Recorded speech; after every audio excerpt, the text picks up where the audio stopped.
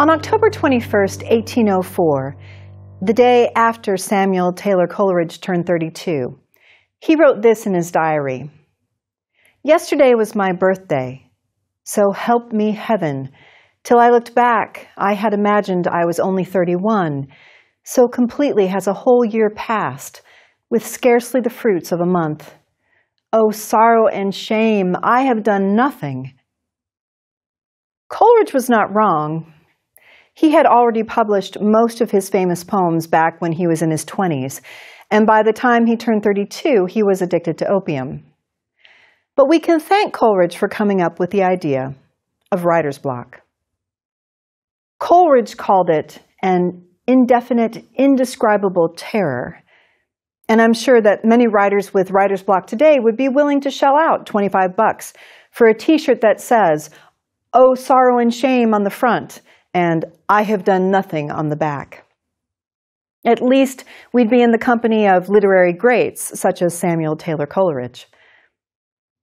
On the other hand, before the Romantic poets, many British writers, including essayists, believed they wrote according to a literary scientific method. If a writer hoped to produce a poem, well, there was a formula for that. And whether the poem was going to be a sonnet or a ballad or a villanelle, the process was seen as straightforward. Decide what you want to write about, choose your form, and voila. Basically, the Enlightenment principle of literary production was that if a writer's purpose was clear and he engaged powers of reason, then he could just crank it out. But the Romantic gang of Coleridge, William Wordsworth, and the Shelleys changed all that. They saw the mysterious magic of inspiration, not the cold and calculated exercise of reason, as the true source of a writer's power and ability. Percy Bysshe Shelley wrote in his essay, A Defense of Poetry, that "A man cannot say, 'I will compose poetry.' The greatest poet even cannot say it, for the mind in creation is like a fading coal, which some invisible influence, like an inconstant wind, awakens to transitory brightness." Now, while this model of romantic creativity might seem better than "there's a formula for that," I'd argue that it's actually pretty bleak. This model takes the agency of authorship away from writers. In its place, writers are given an invisible influence and an inconstant wind. And should that wind refuse to blow or the invisible influence take a nap, then the author might come to find herself feeling an indescribable terror that her muse, her inspiration, has packed up and taken the last train back to Mount Olympus. Of course, it's from these romantic beliefs that we get our modern-day caricatures of the tortured genius writer, the Edgar Allan Poes, the Hunter S. Thompsons, the Sylvia Plaths. It brings to mind the wine-swilling, beret-wearing, chain-smoking artist who works in a creaky attic surrounded by piles of books while typing on an old Smith Corona typewriter that's missing a key. He has Einsteinian hair and is rumored to have a lot of sex. He's the kind of writer who trashes his house, never wears his seatbelt, and claims that his first draft is always his last. So I'm going to let you in on a little secret. This model of romantic authorship is a complete fiction. That's right, it's a lie. Now, I admit there are people who live the fiction, who believe that the Romantics were right, and who sit at their desks wearing their "Oh, sorrow and shame" t-shirts while pulling out their hair and waiting for the wind to blow. But in all of my years of teaching writing and publishing my own work, I've found that effective writing isn't about finding inspiration from a fickle source outside of yourself. As cliched as it might sound, it's about finding inspiration inside of yourself. Now, I don't mean to say that writing is easy. It's not. It's serious work. And there are times, especially when it's not going well, that I cry out to the heavens, "Oh, sorrow and shame." But here's the thing. If you're a writer, sometimes you're going to doubt your ability to write. But doubt is not the same as writer's block. And I argue that we essayists have complete control over whether we write or not. At the start, when you sit down to begin an essay and you're looking at a blank piece of paper or a blank computer screen, you have to let go of worrying about whether your pen or fingers will perfectly translate the ideas in your head. When you start writing, your only goal should be discovery, a process of invention, just getting the raw material down. So instead of worrying about writer's block, let's think about this process of invention, or what Aristotle called inventio, one of the 5 canons of classical rhetoric.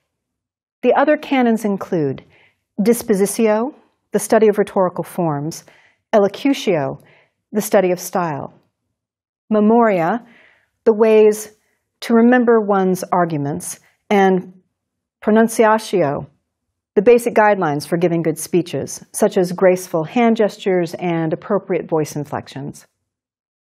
Yet it's inventio that's indispensable to each of these canons.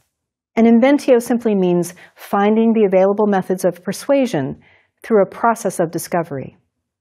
In other words, inventio is the process of writing a first draft. At the beginning of every writing workshop that I teach, I read the following passage out loud from Anne Lamott's wonderful book called Bird by Bird, Some Instructions on Writing in Life. This passage is from a chapter about writing first drafts. Lamott believes that everyone, from beginning writers to best-selling authors like herself, starts with a really crappy first draft. She says, all good writers write them. This is how they end up with good second drafts and terrific third drafts. People tend to look at successful writers and think that they sit down at their desks every morning feeling like $1 million, feeling great about who they are and how much talent that they have, and what a great story they have to tell. But this is just the fantasy of the uninitiated. I know some very great writers, and not one of them sits down routinely feeling wildly enthusiastic and confident. Reading this passage helps to calm the jitters of my new student writers who are about to embark on 15 weeks of sharing their raw work with each other. And one of the reasons it helps so much is because Lamotte is a highly credible writer. She's steeped in ethos. She is one of those successful writers whom many people love. So if Anne Lamott doesn't feel dewy and thrilled about her first drafts, then it makes my student writers feel a wee bit better about their anxieties, their self-loathing, and their doubts. Because my students are almost all in the grip of nasty imposter syndromes, they believe they are frauds. Despite clear evidence of their competence, my students are sure that they're just terrible writers. And so giving them permission to think of their first draft as crappy helps to free them from their own torment. Okay, but how do you even begin a messy first draft? How do you turn that blank screen or blank page into words, sentences, and eventually a full essay? Well, to launch the process of inventio, one exercise I like is to ask my creative nonfiction students to draft a first sentence.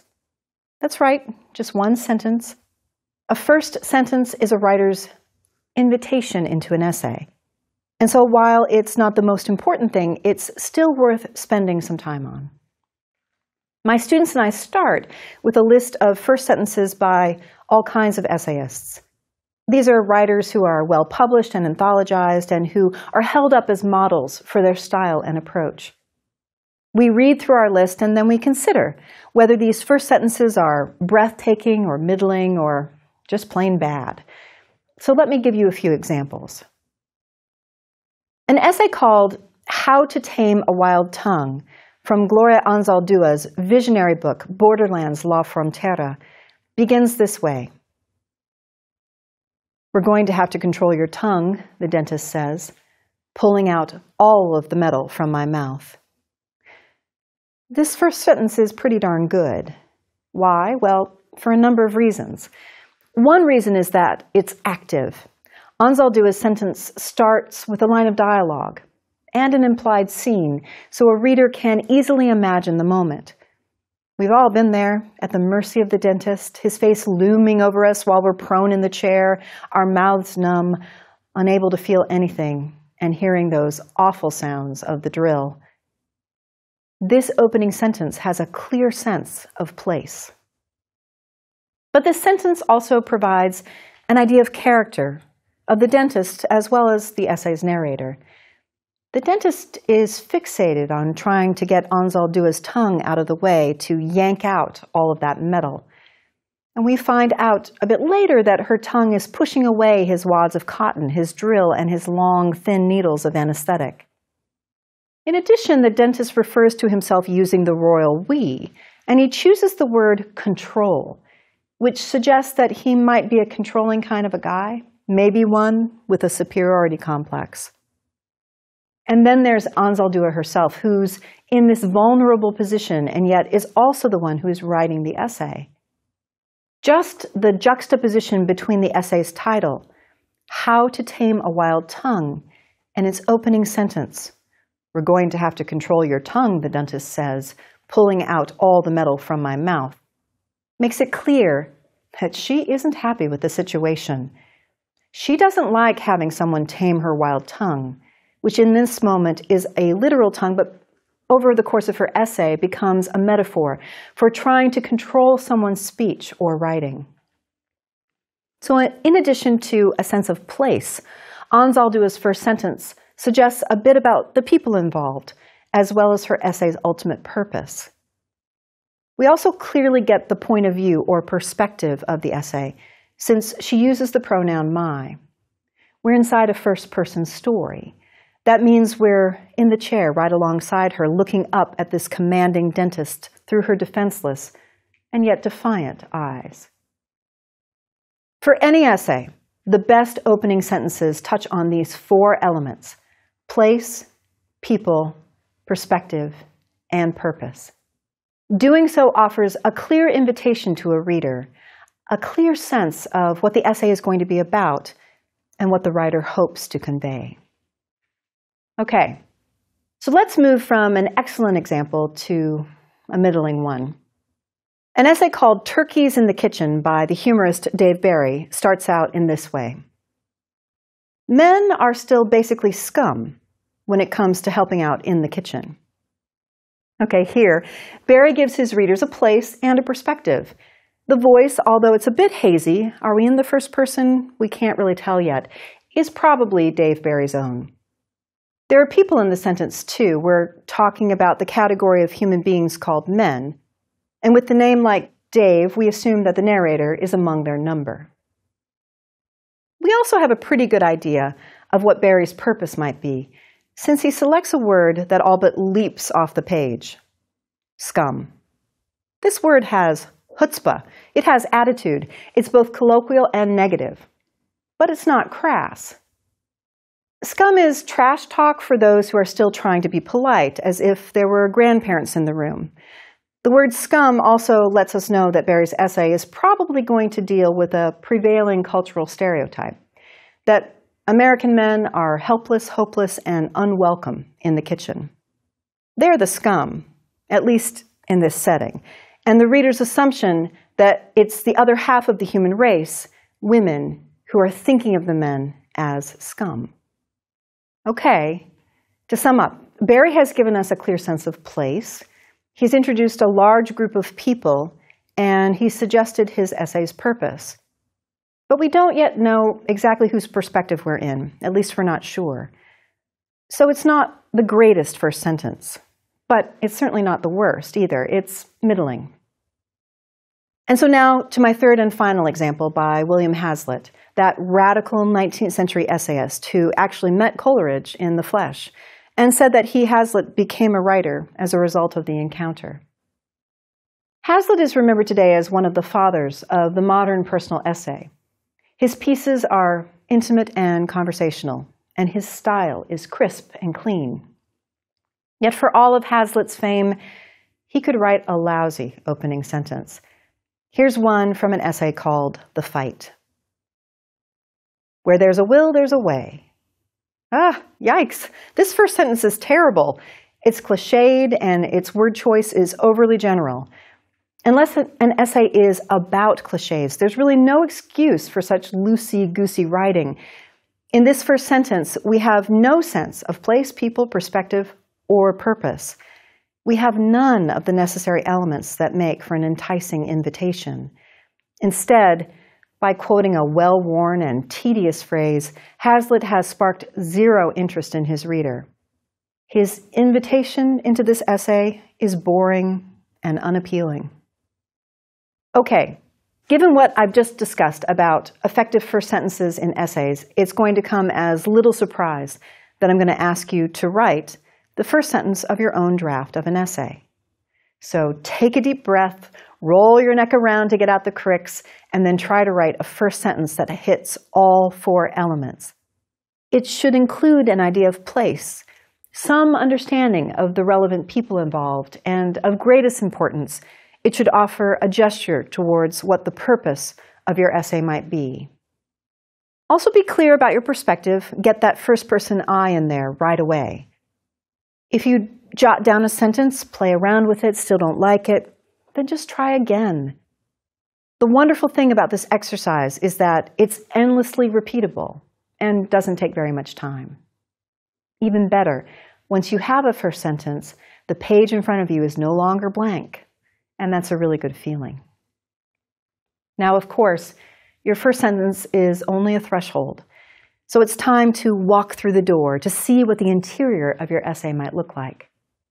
I have a lot of exercises I give my students to help them build the middle of their essays. But I'm going to give you my hands-down favorite. I've used this exercise myself many times, and so have my creative nonfiction students. As you work, keep in mind that you're not striving for perfection. You're simply trying for a messy first draft, moving your ideas from your brain to the page. No one has to see it, at least not yet. My favorite exercise on building the middle of an essay actually comes from Anne Lamott. She calls it short assignments. If you look at your first sentence and feel paralyzed at the preposterous idea that you now have to write between 4,000 and 10,000 words connecting your first sentence to the one that will become your final sentence, then the short assignment exercise is for you. Lamott compares the short assignments to a 1-inch picture frame. She says to write only as much as you can see through that 1-inch frame. That might be a single paragraph about the first thing you did after the taxi dropped you off in the middle of Beijing and you didn't speak a word of Chinese. Or that one paragraph might be what your father looked like and smelled like, and what hymns he whistled as he took you deep into the autumnal woods on your first time hunting quail.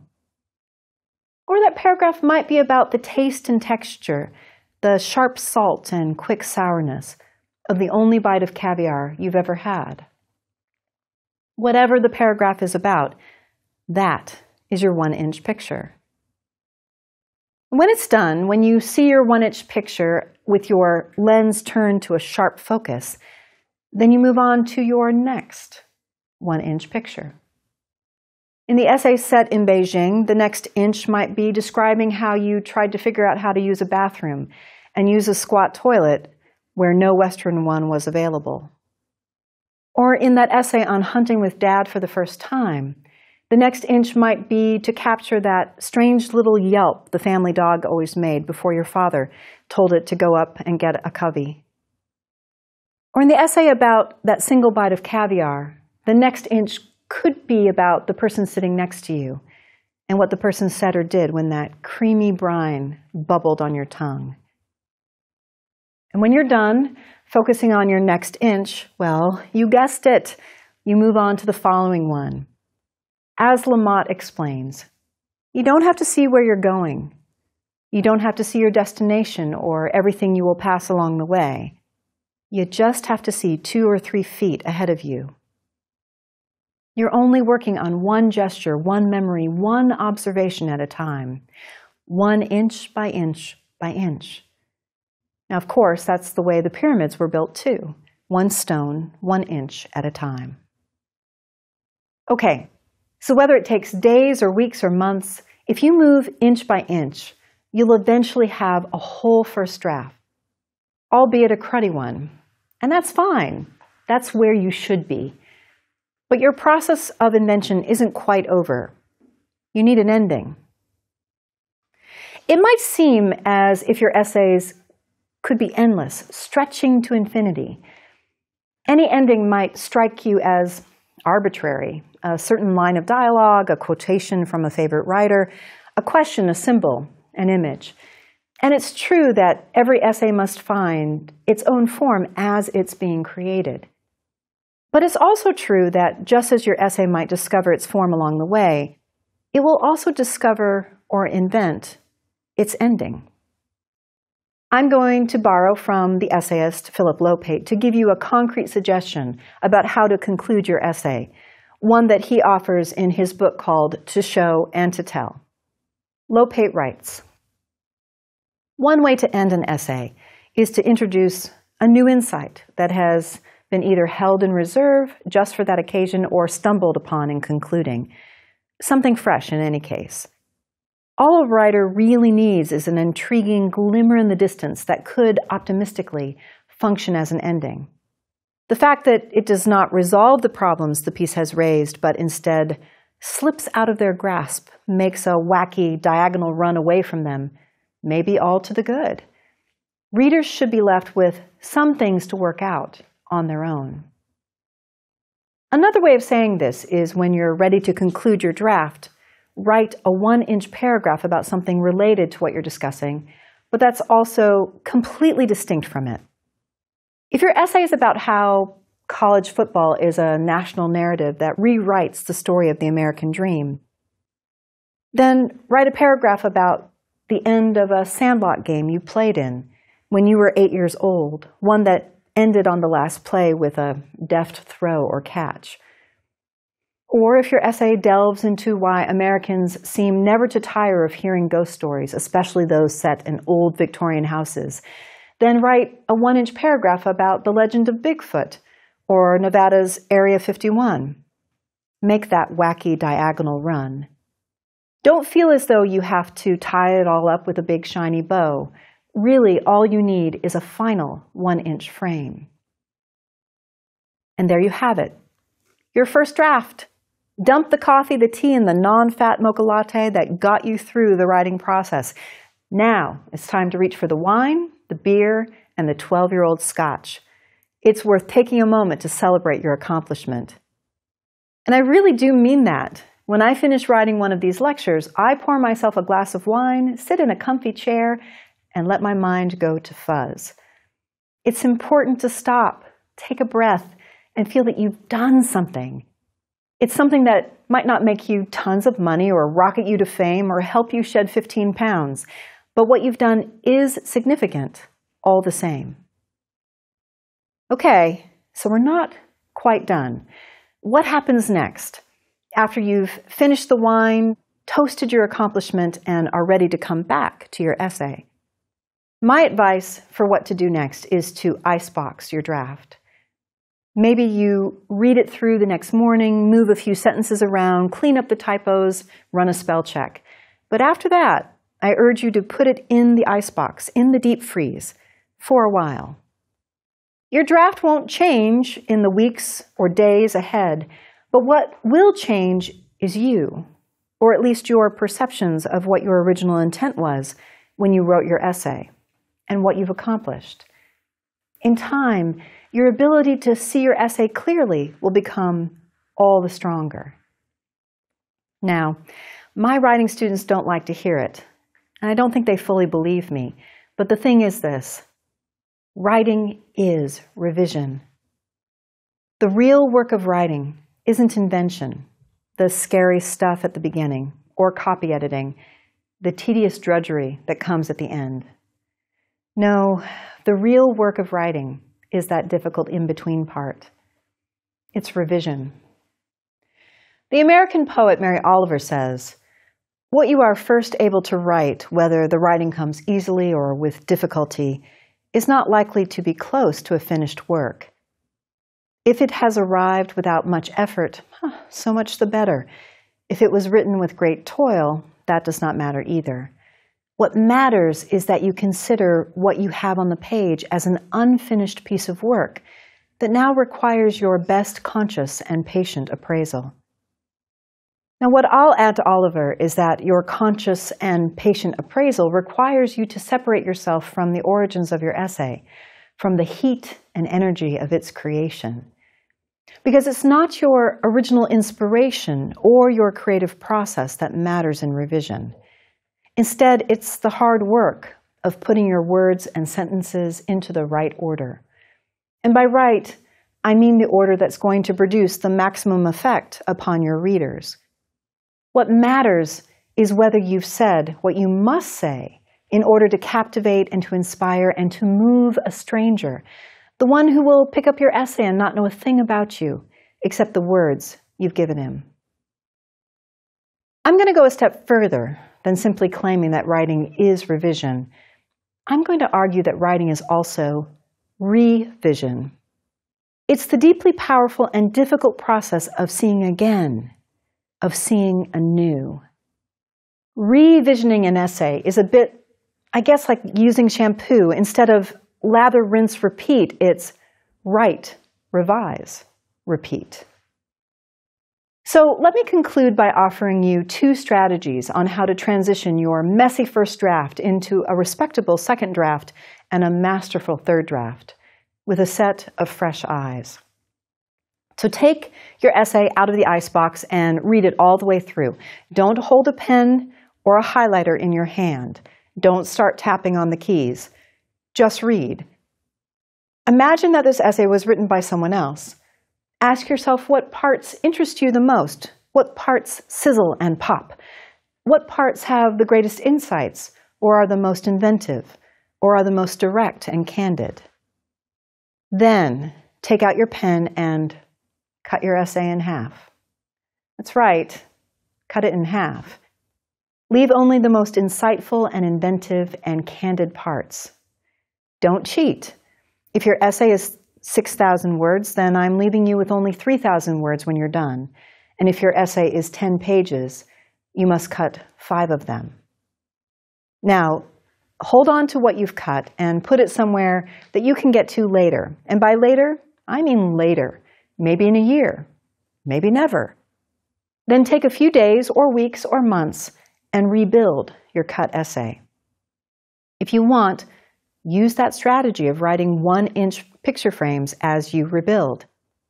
You might want to tinker with your opening sentence, and you might write a new ending that again takes you in a diagonal. The result will be your respectable second draft. And instead of wearing that t-shirt that says, "Oh, sorrow and shame, I have done nothing," you can wear one that says, "I write, you write, he writes, she writes, we all revise."